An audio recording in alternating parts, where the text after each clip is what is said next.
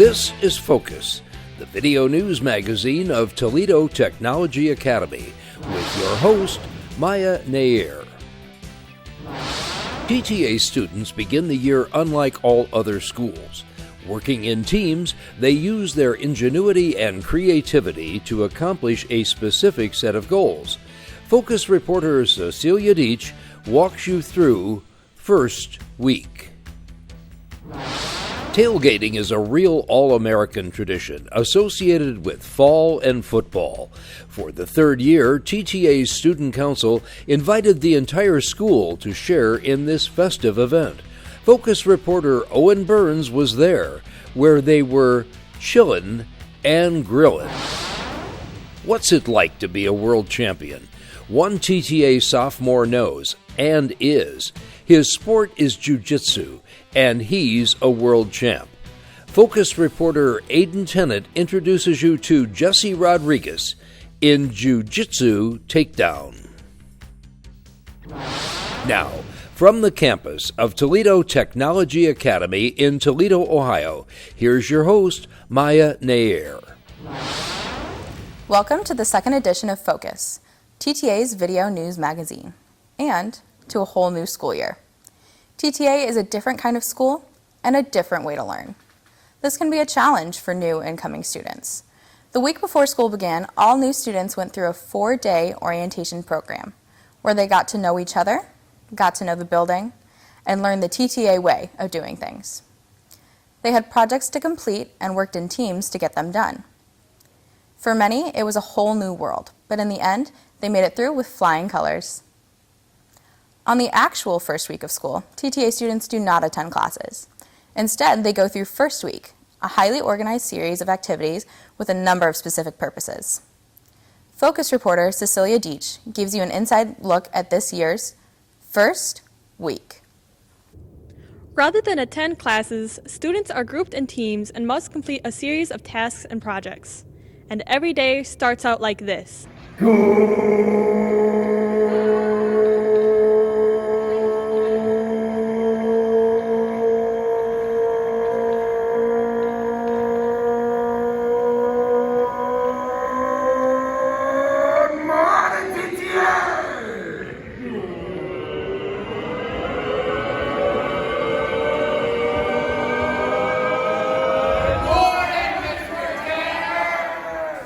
The program has a myriad of purposes. It teaches teamwork, time management, project management, and calls on students to apply technology and ingenuity to think outside the box. Normally, teams meet here in the auditorium 3 times a day for instructions. However, due to the coronavirus, teams were split between the auditorium and the gym. Chris Tanner is the coordinator who works with the entire staff to make this a reality. According to Mr. Tanner, it has a practical purpose well beyond school. The skills that you don't necessarily learn in a classroom, what we refer to as soft skills, things like time management, teamwork, creative thinking, conflict resolution, communication, leadership.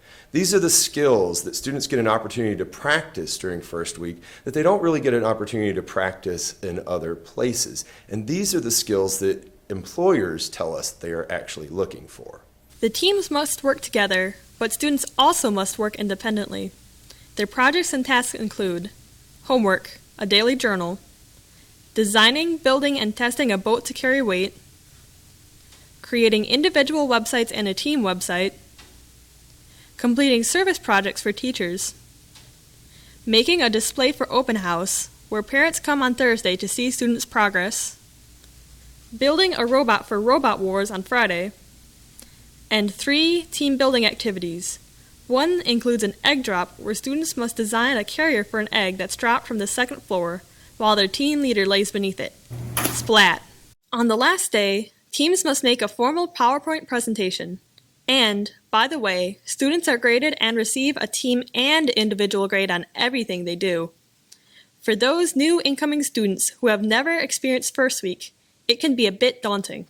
First week was so much fun. We got to do robotics and a bunch of other stuff that I loved to do.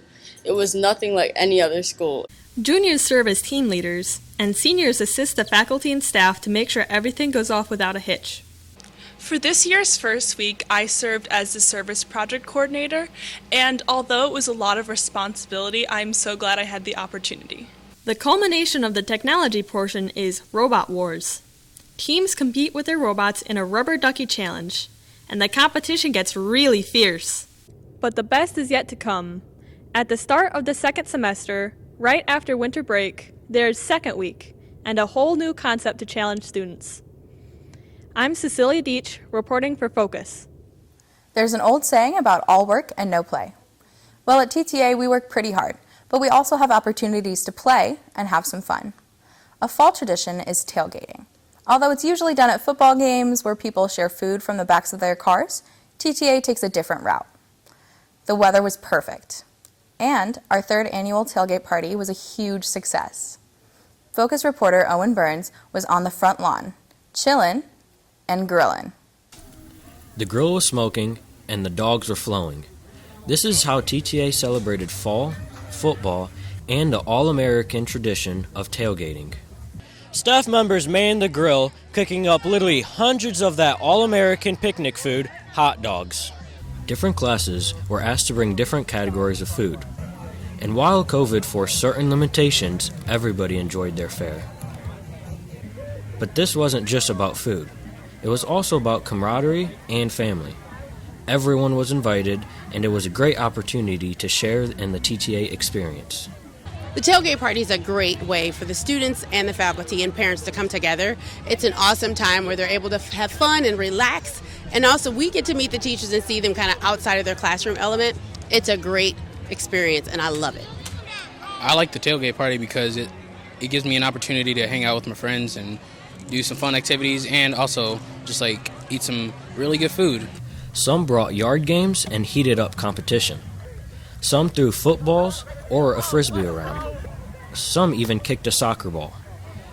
And some just enjoyed the good weather and the opportunity to socialize. The event was organized by TTA Student Council.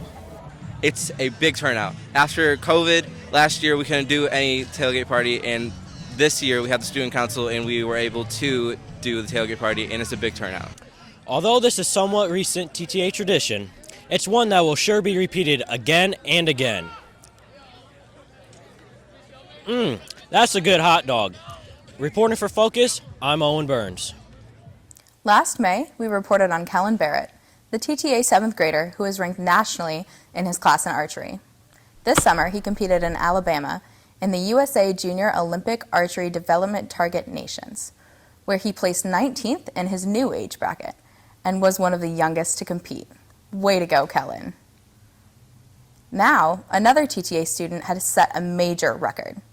Jesse Rodriguez's sport is Jiu Jitsu, and he recently set a world record. Focus reporter Ayden Tennant goes toe-to-toe with Jesse in Jiu Jitsu Takedown. Meet Jesse Rodriguez, not just a state champion, but a world champion in Jiu Jitsu. Jesse competes in a sport that takes not just strength, but stamina and skill to control one's opponent. He started practicing this martial art when he was only 7. He said he just loved rolling around. He took a break for wrestling for a few years, but he soon returned to Jiu Jitsu. As Jiu Jitsu, you always want to be up on top. You always want to be scoring in a dominant position, and you always want to be maintaining control. And then in Jiu Jitsu, there's also submissions now where you can armbar people, you can choke them out, or you can just try to make them tap in any way, like bending their limbs in like a weird movement. He works out 7 days a week for 2 to 3 hours at Ohio Braza, and his coach, Dion Thompson, is beyond proud of his prize student. Most people who see Jesse now think that he is a phenom.